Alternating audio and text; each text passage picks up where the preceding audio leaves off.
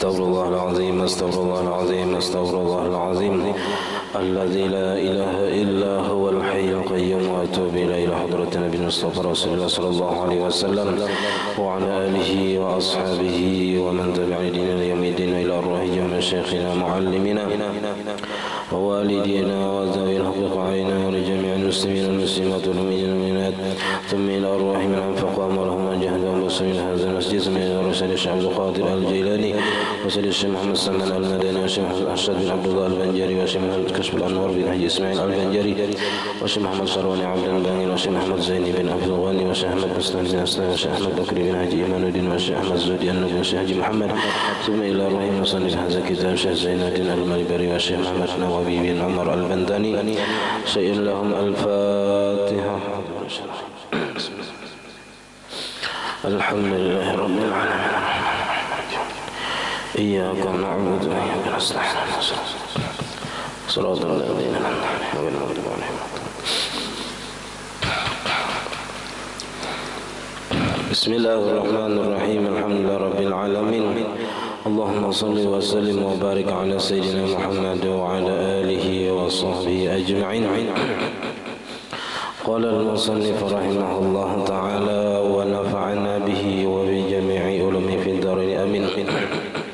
أما بعد سبحانك لا علم لنا إلا ما علمتنا إنك أنت العليم الحكيم ولا حول ولا قوة إلا بالله العلي العظيم. رب اشرح لي صدري ويسر لي أمري واحلل عقدة من لساني يفقه قولي وسدد لساني واهد قلبي بحق سيدنا محمد صلى الله عليه وسلم. قال المصنف رحمه الله نفعنا به وبجميع في الدارين آمين. واعلم أن الفضلات قسمان منها ما يستحيل إلى صلاح كالمني واللبن من الحيوان المأكول ومن الآدمي فطاهر ولو على لون الدم ومنها ما يستحيل إلى فساد كالبول والغائط والدم فنجس ويستثنى من ذلك فضلات نبينا محمد صلى الله عليه وسلم وكذا فضلات سائر الأنبياء عليهم الصلاة والسلام. Alhamdulillah, puji dan syukur kita haturkan kehadirat Allah Subhanahu wa taala yang mana dengan berkah limpahan taufik hidayah serta inayahnya sehingga kita sama-sama dapat berkumpul di masjid yang mulia ini. Mari kita berniat i'tikaf di dalam ini masjid. Bismillahirrahmanirrahim. Nawaitu an a'takifa fi hadzal masjid sunnatan lillahi ta'ala. Sengaja aku beriktikaf di dalam ini masjid sunnat atasku karena Allah taala. Dan kita juga senantiasa selalu bersyukur kepada Allah Subhanahu wa taala yang senantiasa memberi kita anugerah nikmat, dan di antara nikmat terbesarnya ialah nikmat iman dan Islam, dan dijadikannya kita umat Nabi Muhammad sallallahu alaihi wasallam, dipanjangkannya umur kita, disehatkan badan kita sehingga kita pada malam hari ini dapat sama-sama menuntut ilmu agama. Wa'lam anna al-fadalati qismani. Ketahui olehmu bahwasanya cairan yang keluar dari badan itu terbahagi kepada dua bahagian. Minha, di antara cairan yang keluar dari badan itu, ma yastahilu ila salahin.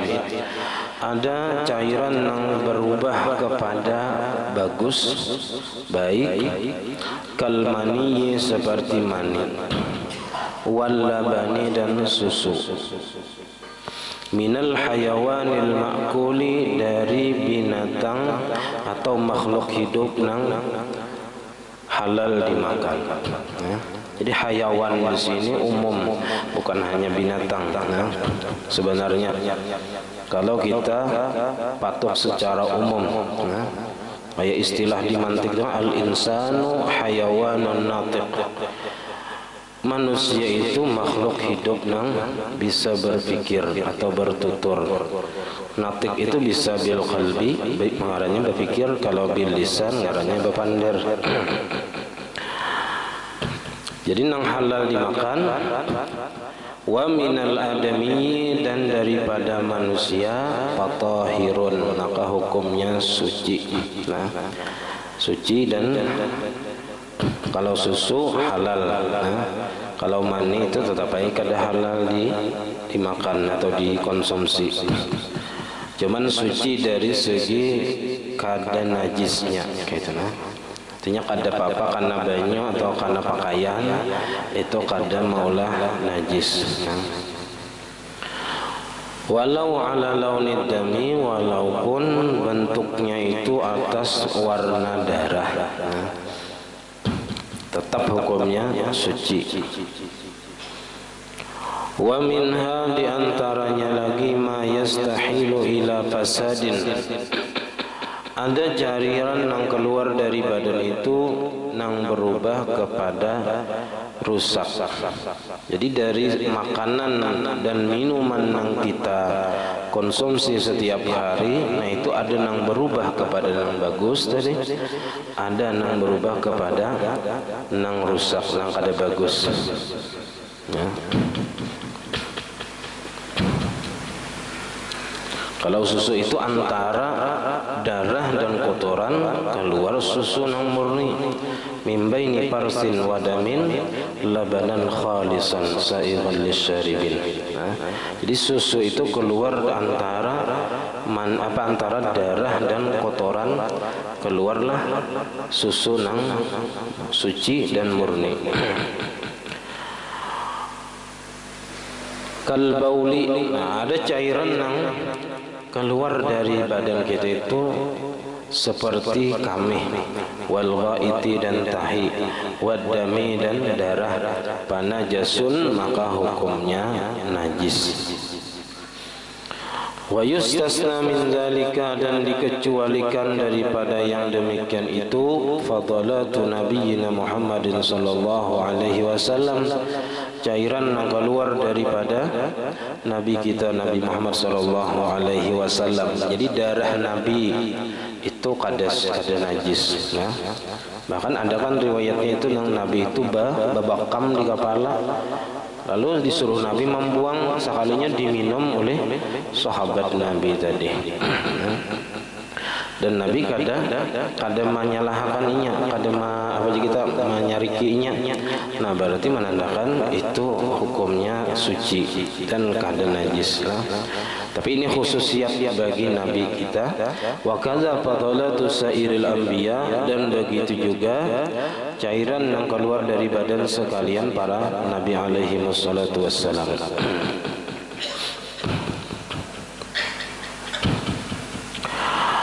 Thumma najasatu ala salasati aqsamin, kemudian najis itu atas 3 bahagian.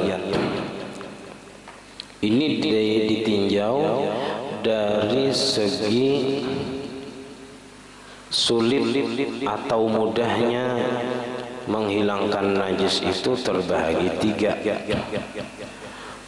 Ada najis itu mukhaffafah, ada mutawassithah, dan ada mughallazah. Semalam kita ada sedikit kesulitan dalam memahami najis yang dimaafkan dalam bahagian dimaafkan dalam masalah banyu, tapi tidak dimaafkan dalam masalah pakaian. Itu seperti apa semalam, bangkai binatang yang tidak mengalir darahnya. Jadi yang dipermasalahkan semalam apabila ada waktu sembahyang dihinggapi binatang. Nah, apakah itu membatalkan kita atau kada? Jadi dari sekian banyaknya kitab yang kita cari itu kada ada membahas masalah dihinggapi binatang tuh kada ada. Nah, cuman ada nang masalah itu secara umum aja, nah, secara umum. Nah, diantaranya permasalahannya semua binatang yang hidup, al-hayawan kulluha tahirun. Nah, al-hayawan kulluha tahiratun. Semua binatang hidup itu hukumnya suci. illal kalba wal khinzir, kecuali anjing dan babi, wa far'a kullin minhuma, dan anak keturunan daripada masing-masing keduanya. Nah, jadi itu saja. Kalau selama ini hidup hukumnya dianggap suci. Nah, jadi kada pembahasan itu masalah seseorang sembahyang lalu dihinggapi binatang tuh kada. Tahaga lagi kita, nah mungkin ada aja bang di kitab nang lebih gunal misalnya. Cuman kitab nang ada ini bilang hampir kada membahas. Termasuk ulun cari dalam masalah nang membatalkan sembahyang, ya kah, wurudun najasah atau wuqu'un najasah, itu nang dibahas hanya masalah diguguri diguguri kotoran binatang, itu aja nang biasanya, atau tajajak kotoran. Kadada membahas masalah binatang nang hinggap di awak seseorang nang rahatan sembahyang. Cuman ada tetamu pendapat, pendapatnya itu dari Imam Al-Qaffal di dalam Syarah Sitin yang terdahulu juga. Ujar Sidin, inna maitata ma la yasilu damuhu tahiratun. Sesungguhnya bangkai binatang nang tidak mengalir darahnya itu hukumnya suci. Kal qumli wal baragis wal zubab, seperti kutu, pempijit dan lalat, itu hukumnya suci. Ini bangkainya, apalagi hidupnya. Kita masalahnya kan hidupnya, makinnya suci. Dan memang kita kada kawa menghindari, itu termasuk sulit. Ini kawala kita menghindari supaya jangan dihinggapi lalat, atau misalnya dinaiki samot, atau misalnya diguguri nang cacaknya. Kalau tahi cacaknya kita kawa manangkis mencacaknya berikit, ya kah? Nah, asal jangan dibawa istilah itu aja. Jadi kalau tak bawa atau diguguri oleh binatang nang hidup, nah untuk sementara kita hukumkan suci, memandang daripada nang pendapat Imam Qaffal tadi yang mengatakan bangkai binatang nang kada mengalir darahnya aja hukumnya suci, itu bangkainya apalagi hidupnya. Nah, jadi di sini sambungannya itu fayajuzu lil insani ay yuqallida min haqqi nafsihi, maka boleh bagi seseorang bahwa bertaklid kepada Imam Qaffal tadi untuk dirinya. Jadi kalau kita tak bawa bangkai binatang aja, kita boleh istilahnya bertaklid kepada Imam Qaffal. Berarti kalau kita pandang di sini pemahamannya, berarti kalau binatang itu hidup hukumnya suci. Nah, kecuali semalam ada jelas dan nampak di lubang kemaluannya itu ada kotoran. Kan semalam tuh manfazil hayawan itu fa innahu iza wujida, apabila ada najis. Berarti bila kada ada najis, kada apa-apa, itu kada dihukumkan najis. Dan itu pun kalimatnya itu walau humila bis shalah, dibawa. Kalimatnya itu dibawa, bukan waqa'a. Jangan yang waqa'a kan gugur sawarangan ka awak kita. Ini kalimatnya itu humila, dibawa, berarti pinanya pina baistilah itu. Jadi jangan baistilah membawa, jangan beristilah membawa najis tadi. Jadi kalau nyata gugurinya aja, kira-kira kada apa-apa itu. Nah, karena ada pembahasan yang jelas membahas ini. Nah, cuman ada kita baca sedikit di dalam kitab itu membahas tentang bangkai binatang yang kada mengalir itu hukumnya memang. Kalau bangkai binatang nang kada mengalir darahnya, pendapat yang terkuatnya memang hukumnya najis. Nah, lalu ada di situ di sarahnya itu rasanya kada diikna di manakah? Ammal kal jaradi seperti nang binatang nang kada mengalir darahnya itu kazubab, seperti lalat nang mati. Ammal zubabul hayyu, adapun lalat nang hidup itu bakal pada khalafil hayawan, masuknya itu ke dalam binatang nang hidup. Kan al hayawan asalnya al hayawan kulluha tahiratun, semua binatang itu hukumnya suci kecuali anjing dan babi. Nah, berarti kalau memandang dari situ juga berarti binatang yang menghinggapi kita itu kada maulah kita batal sembahyang. Nah, dan banyak lagi alasan-alasannya, diantaranya kita sulit menghindari. Kata kawa kita menghindari dihinggapi binatang nyamuk misalnya menyangat kita, kata kawa menghindari kita. Nah, jadi termasuk kada membatalkan sembahyang gitu. Itu untuk sementara gitu. Tapi masih dicari juga supaya ada jelasnya itu.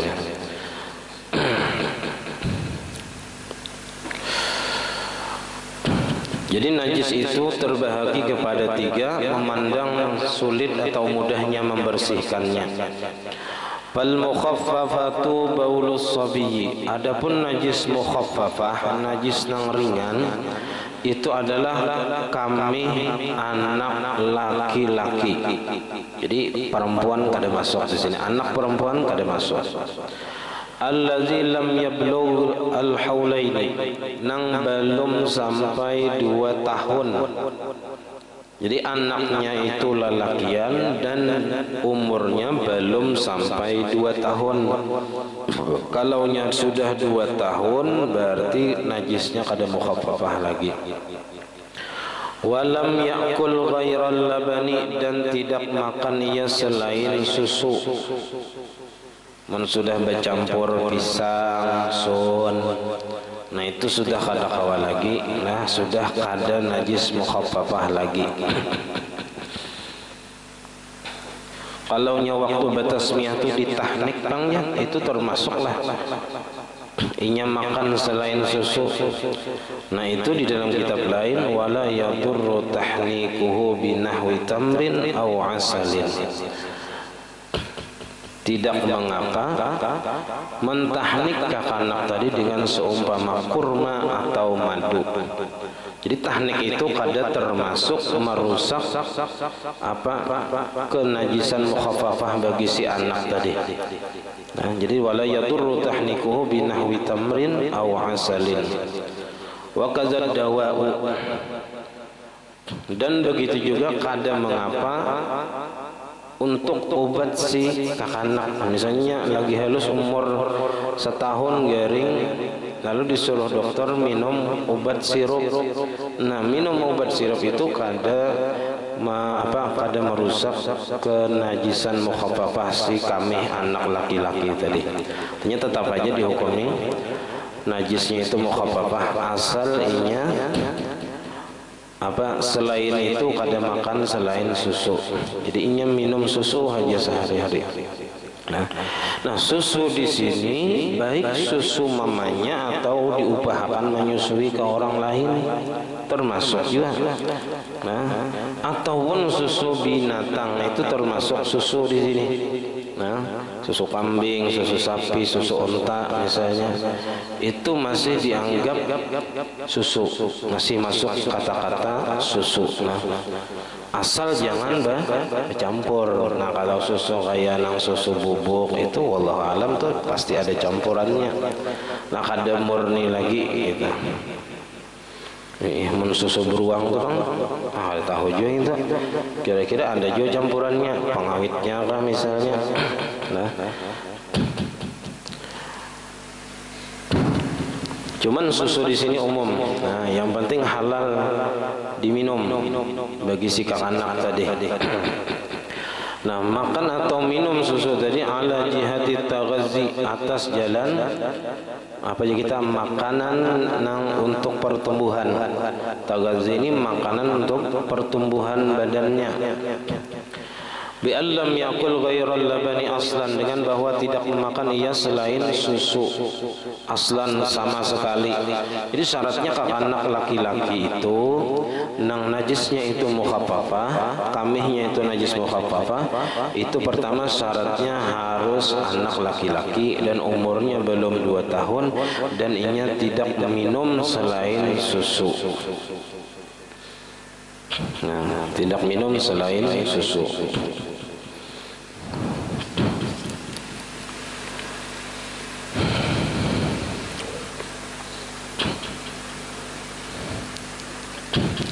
Nah, ini berdasarkan hadis Nabi SAW.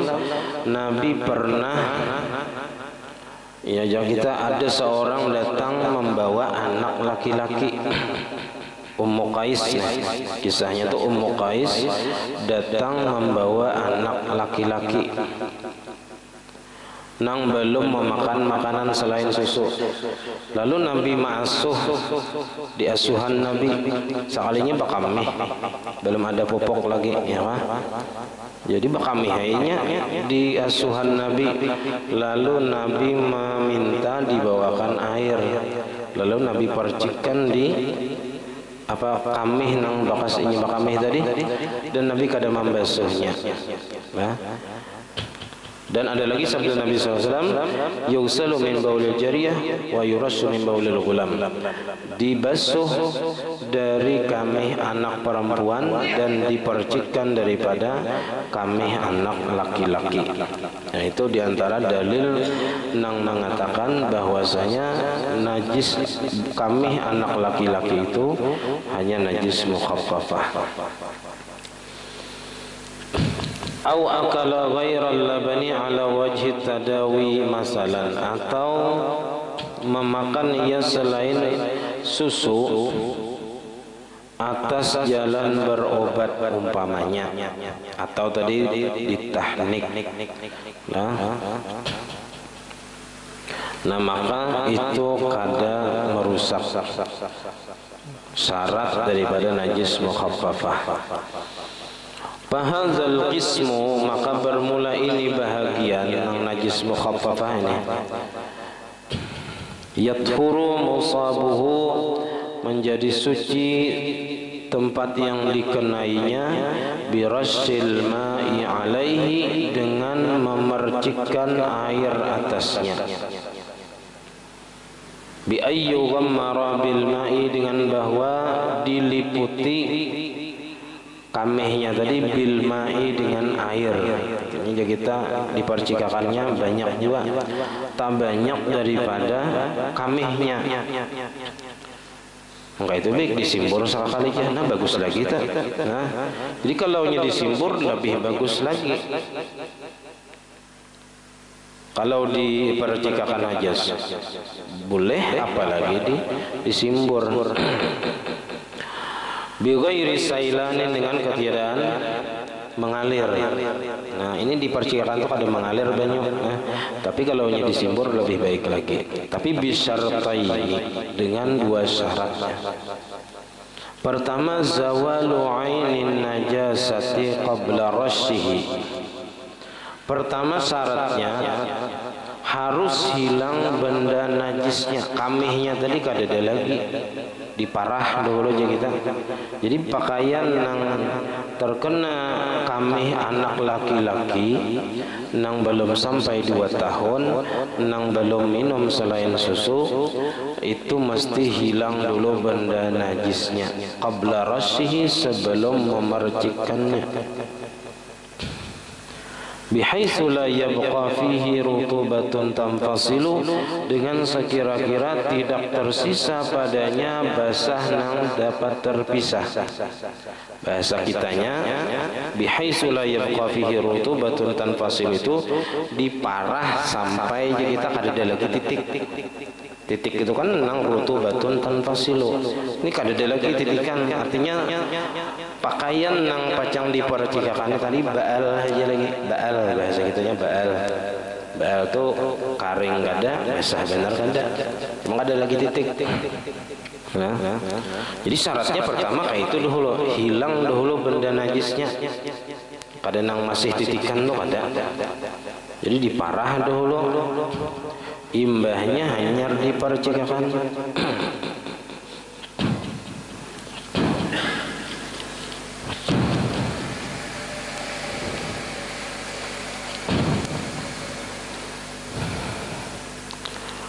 Wa alla yakhtalital baulu bi ghairihi, dan bahwa tidak bercampur kamih tadi dengan yang lainnya. Kalau takana apa misalnya, takana ada benda lain yang mencampurinya karena banyu kah misalnya sudah, atau karena minyak. Nah maka bila sudah tercampur banyu kameh tadi dengan benda lain, wa illa ta'ayyana al-ghuslu, maka nyatalah membasuh. Nah, lalu di sini tidak membahas tentang apakah wajib hilang sifat-sifatnya sesudah dipercikan tadi atau kada. Di kitab lain itu wala budda ma'ar rashi min zawali awsafiha. Nah, sesudah memercikakan tadi mesti beserta memercikakan apa kamih nang kakanak tadi dengan air min zawali awsafiha, daripada menghilangkan sifat-sifat najis, rasanya, baunya dan warnanya. Kabaqiyatin najasatinya, seperti najis-najis yang lain, ba'da izalati ainiha, sesudah menghilangkan benda najisnya.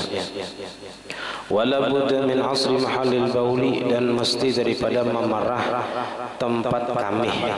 Nah, jadi tadi ini sebelum dipercikakan tadi mesti diparas dulu, au jafafihi, atau kering dulu, hatta la yabqa fihi rutubatun tanfasilu, sehingga tidak ada lagi tersisa padanya basah nang dapat terpisah. Kada ada lagi yang kita titikan, hanyar dipercikakan, dan dipercikakan itu mesti harus menghilangkan sifat-sifat najisnya.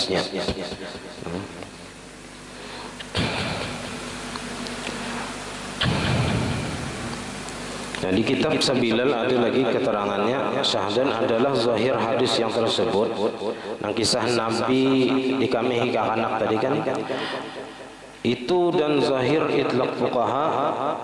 Jadi ulama fikih itu menyebutkan secara mutlak bahwasanya memadai mempercikkan air itu atas kamih kanak-kanak laki-laki, dan jikalau tidak hilang rasanya dan warnanya dan baunya sekalipun. Inilah yang ansab dengan rukhsah syara', inilah yang paling sesuai dengan rukhsah agama. Itu menurut kemutlakan ulama fikih. Di sini kan itu juga disebut secara mutlak. Ada dia disebutkan apakah harus hilang sifat-sifat najis itu atau kada. Ada dia disebutkan. Dan di kitab-kitab lain pun kayak itu juga banyak. Lalu jasidin, dan ialah yang diiktimatkan. Ialah di sini, nah mungkin kada bersambung lawan sebelumnya bahasa dalam Sabilal itu. Bahasa kalimatnya, dan adalah yang diiktimatkan syarah Syekh Khatib Sarbini dan Syekh Ibnu Hajar Al-Haytami dan Syekh Ramli dalam Mughni Tuhfah dan Nihayah, bahwasanya tiada dapat tidak daripada mempercikan air itu atas kami anak laki-laki daripada menghilangkan sekalian sifatnya. Jadi di dalam kitab Tuhfah, Nihayah dan Mughni itu pun disebutkan bahwasanya wajib menghilangkan sifat-sifatnya nang tiga itu. Namun kayak itu baik di apa? Baik dibasuh sama sekali. Jadi kada tak salah lagi. Cuman di sini boleh kita hukumnya boleh, kada wajib, kada mempercikkan boleh. Kalau disimbur bagus lagi. Nah, lebih lagi menghilangkan najisnya. Asal juga sampai hilang rasanya, warnanya dan baunya. Kita ini yang paling banyak najis itu najis mutawassithah. Najis mughallazah ini pun kada pernah juga menggawi. Najis mukhaffafah ini kada pernah juga mentagawi. Karena wah ini kakanakan bayi itu sudah bepopok. Nah, jadi kada lagi nang bakami sembarangan tuh, kada lagi nang masuk bakami mentambus juga misalnya. Nah bisa aja tambus misalnya karena sedikit, bisa aja asal tadi sebelum makan selain susu. Sudah ada makan yang lain, makan pisang, makan bubur, nah itu kada kawa lagi dipakai cara najis mukhaffafah ini.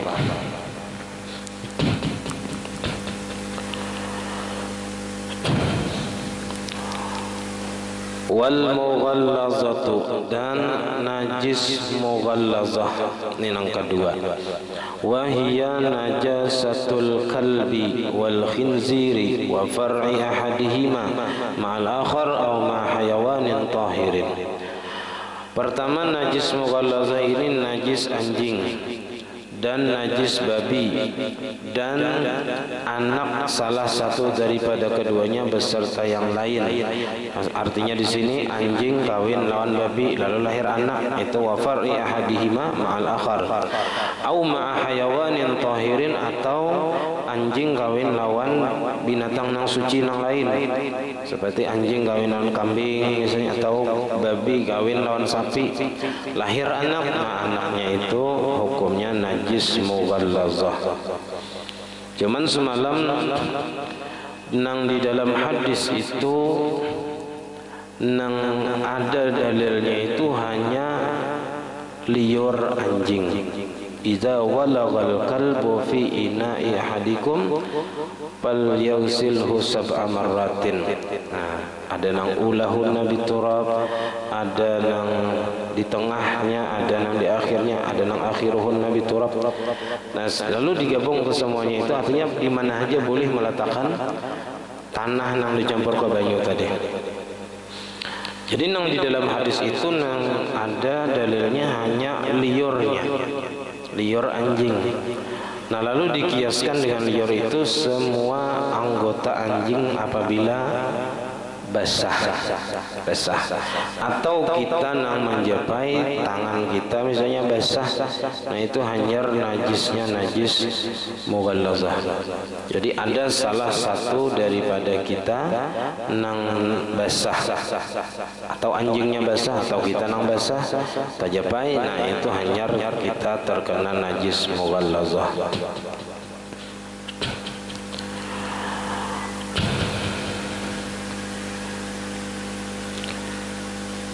Yusalu musabuha, dibasuh yang dikenainya itu sab'a marratin, 7 kali. Ihdahunna, salah satu daripada nang 7 itu mashubatun biturab, disertai dengan tanah at-tahuri yang suci lagi mensucikan, tahur. Alladzi yu'akkirul ma'a, yang mengeruhkan akan air. Jadi syaratnya tanah yang dipakai itu dapat mengeruhkan air. Jadi tanah yang dipakai dalam membasuh najis mughallazah ini ada sedikit berbeda dengan tanah yang dipakai dalam masalah tayamum. Kalau dalam masalah tayamum itu harus tanah yang ada debunya. Kalau dalam masalah membasuh najis mughallazah, kada mesti tanah yang ada debunya. Boleh tanah liat. Tanah liat boleh digunakan untuk membasuh najis mughallazah. Kalau untuk tayamum ada hawa, bulanak ditapalakan kamu ada hawa.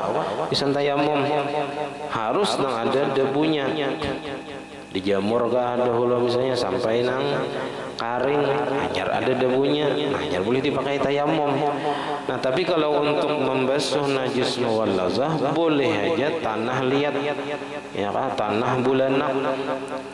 Yang penting banyu tadi karuh dapatnya tanah tadi, tanah pahumaan kah, tanah sungai kah, yang penting namanya tanah. Baik tanahnya tuh putih kah, tanah abang kah, tanah coklat kah, tanah hirang kah, masuk aja.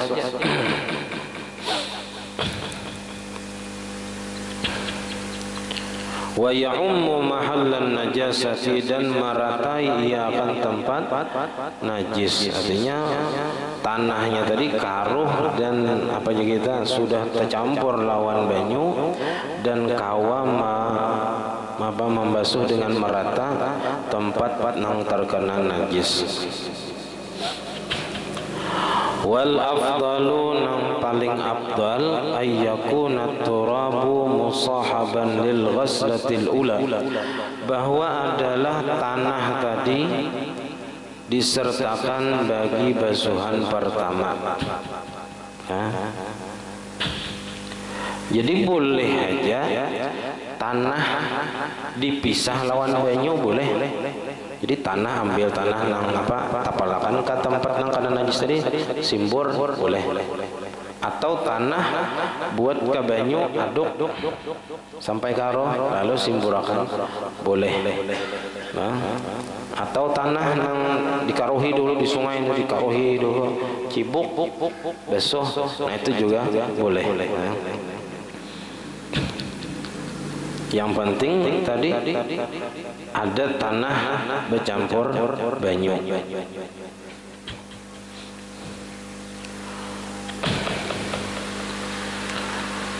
Wa taqaddama, dan telah terdahulu jasid.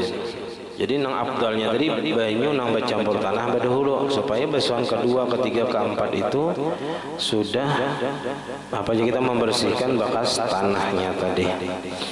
Wa taqaddama, dan sudah terdahulu jasid anna turaba yashmalul a'fara, bahwasanya tanah itu mencakup aja tanah nang warna debu. Nah, apa warna debu itu abu-abu lah misalnya. Wal asfaru, ataupun tanah liat. Tofli itu bacanya tofli. Kalau tifli ini kekanakan apa aja maksudnya, ada paham, ada hubungannya sini. Tofli itu seperti tanah liat. Nah, tanah liat. Kalau toflun tanah liat, kalau tiflun kekanakan ya artinya. Wal ahmaru, dan tanah abang boleh juga dipakai dalam membasuh najis mughallazah ini. Wal abyadu, ataupun tanah putih. Wa nahwu zalika, dan seumpama yang demikian itu. Walau kana mukhtalitan bidaqiqin, walaupun adalah ia bercampur dengan tepung, ada bapak, atau bercampur batu misalnya, atau bercampur pasir, ada bapak. Nah, lain kayak tayamum semua kada kawan. Kada kau bercampur gelepung, kada kau bercampur pasir, itu karena menghalangi sampainya tanah dari ke kulit. Tapi kalau di sini kada masalah, karena yang dicari itu karohnya juga. Nah, jadi kada apa-apa, au nahwihi, atau seumpama tepung kayak batu atau pasir tadi kada apa-apa tercampur, karena kada dibasuhakan juga nang diambil tuh banyu karohnya. Bikhilafi ma taqaddama fi tayammumi, bersalahan masalah yang telah terdahulu dalam masalah tayamum. Itu kalau nya bercampur nang gelapung kada bolehnya kita, atau bercampur pasir kada boleh. Nah, kemudian walau lam tazul ainun najasati, dan jikalau tidak hilang benda najis, misalnya dijilat anjing, kita basuh misalnya, kita hendak pandudian aja pakai banyu nang bercampur tanah tadi, kita basuh 6 kali sudah hanyar hilang benda najisnya tadi, dibasuh sekali kada hilang, basuh 2 kali masih ada, sampai 6 kali hanyar hilang. Nah, basuhan nang 6 kali tadi hanya dihitung 1. Jadi apabila sudah hilang najisnya itu hanyar dihitung 1. Jadi walau lam tazul illa bisitti ghasalatin, jikalau tidak hilang benda najis mughallazah tadi kecuali dengan 6 kali basuhan, masalan umpamanya husibat wahidatan, itu hanya dihitung 1. Jadi bila kita simbur berapa kali misalnya hanya hilang, itu hanya dihitung 1 kali basuhan. Jadi tambahi lagi 6 kali.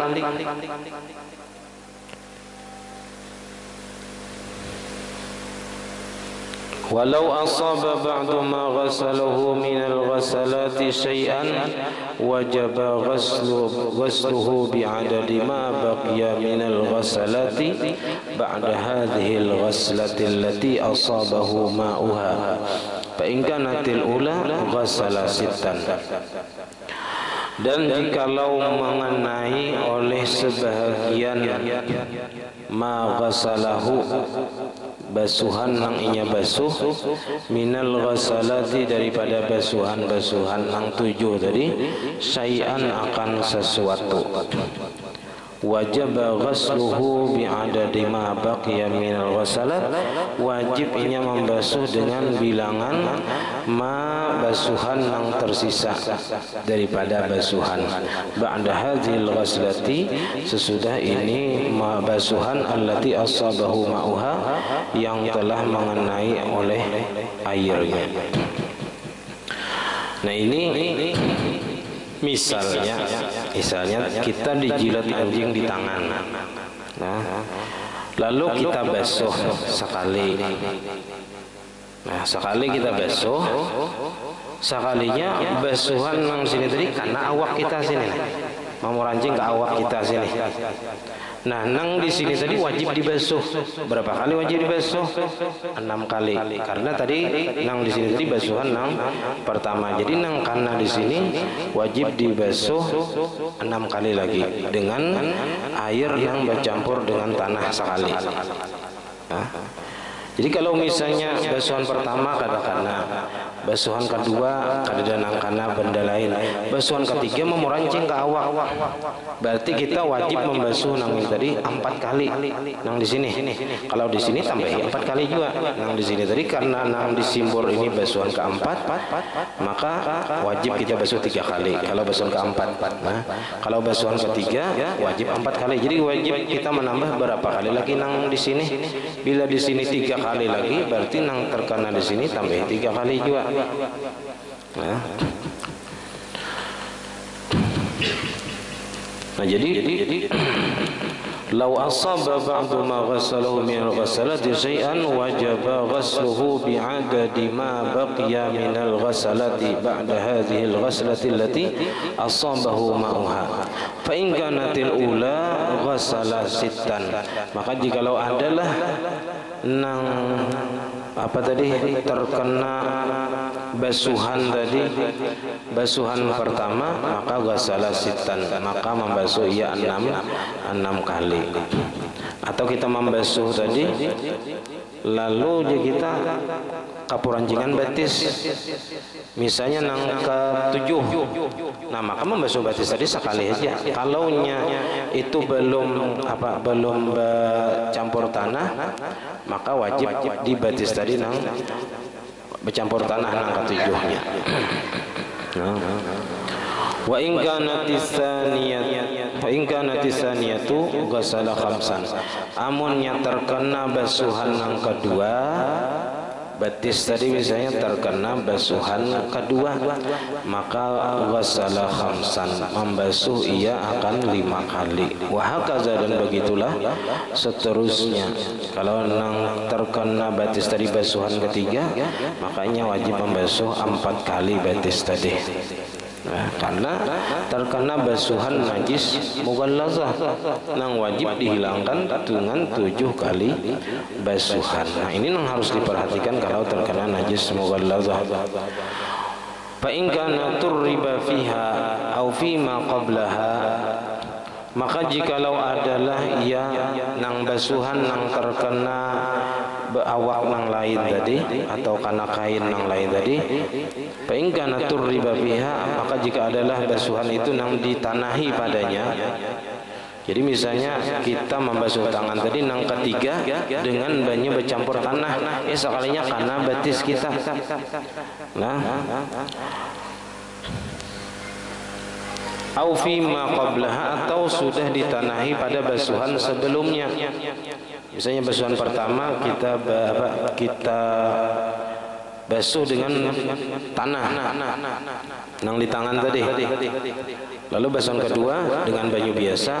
Nah, basuhan ketiga misalnya lalu terkena betis kita, titikannya. Nah, maka fala yahtaju ila tatribil musabi, maka tidak perlu kepada mentanahi nang dikenai dari betis tadi, kada boleh lagi di apa jika disimbol pakai banyu bercampur tanah. Wa illa amunnya belum nang di tangan tadi belum dibasuh dengan air nang bercampur tanah, tarrabahu, maka mentanahi ia akan dia nang di betis tadi juga. Walau ijtama'a ma'ul ghassalati fi na'in masalan, jikalau terkumpul air basuhan yang 7 kali tadi pada satu wadah masalan umpamanya, tsumma asaba syai'an, kemudian mengenai akan sesuatu, ghassala sittan ma'at tatrib, maka wajib ia membasuh 6 kali beserta ditanahi. Nah, illam yakun turriba fil awal, jika tidak adalah ia ditanahi pada nang basuhan pertama. Fa in kana turriba fil awali, maka jikalau adalah ia ditanahi pada nang basuhan pertama, lam yahtaj ila tatribil musabi, maka tidak perlu kepada mentanahi nang dikenai oleh nang air terkumpul daripada basuhan nang 7 kali tadi. Nah itu kalaunya terkumpul banyu nang dibasuh tadi di wadah, misalnya betanai 7 kali, lalu banyu nang ditanai tadi nang bekas membasuh najis mughallaza tadi tabalik ke betis kita. Nah maka wajib kita membasuh betis nang tabalikan banyu nang basuhan tadi 6 kali beserta ditanahi, amunnya kada ditanahi pada pertama. Kalau membasuh tadi di awalnya kada banyu bercampur tanah. Kalau nang basuhan pertama bercampur tanah, maka kada perlu berhajat kepada mentanahi nang dikenai tadi. Jadi cukup 6 kali basuh dengan banyu biasa. Kalau basuhan nang pertama tadi sudah pakai banyu nang bercampur tanah.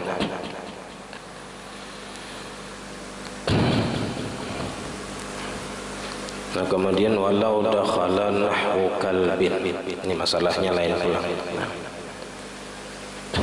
Ini anjing masuk ke mana misalnya, ke masjid bahaya ya, atau masuk ke di sini tempat pemandian umum, ke kolam renang misalnya, ke mana, ke waterboom misalnya. Nah lalu di situ banyak bekas betis anjing. Nah itu kayak apa? Wajib karena dibasuh 7 kali, sekali dengan air yang bercampur tanah. Jadi bila ada betis anjing misalnya disimbur sekali pakai banyu karuh, simburakan itu biasanya basuh 6 kali dengan banyu biasa, maka suci yang tempat itu.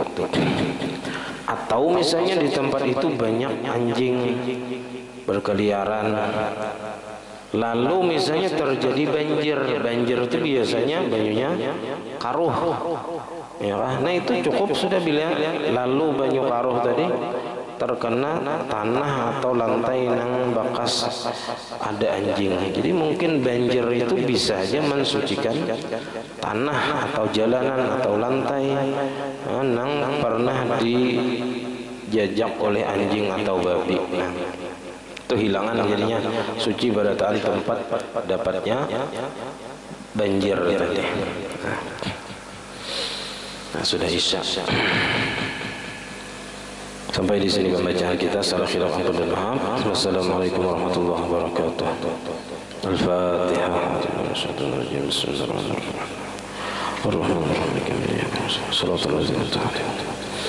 Amin. Bismillahirrahmanirrahim. Alhamdulillahirabbil alamin. Allahumma shalli wa sallim wa barik ala sayyidina Muhammad wa ala alihi wa sahbihi ajma'in. Allahumma faqihna fid din, Allahumma faqihna fid din, Allahumma faqihna fid din wa 'allimna at-ta'wil wa rizqna ikhlas bi talabil ilmi wa fi nashrihi wa fi jami' ta'at. Allahumma astur 'uyubana wa 'uyub mu'allimina 'anna wa la tuzigh barakati 'ulumihim 'anna. Allahumma aghnina bil ilmi wa zayyinna bil hilmi wa akrimna bit taqwa wa jamilna bil 'afiyah. Rabbana la tuzigh qulubana ba'da إذ هديتنا وهب لنا من لدنك رحمة إنك أنت الوهاب. ربنا هب لنا من أزواجنا وذريتنا قرة أعين واجعلنا للمتقين إماما.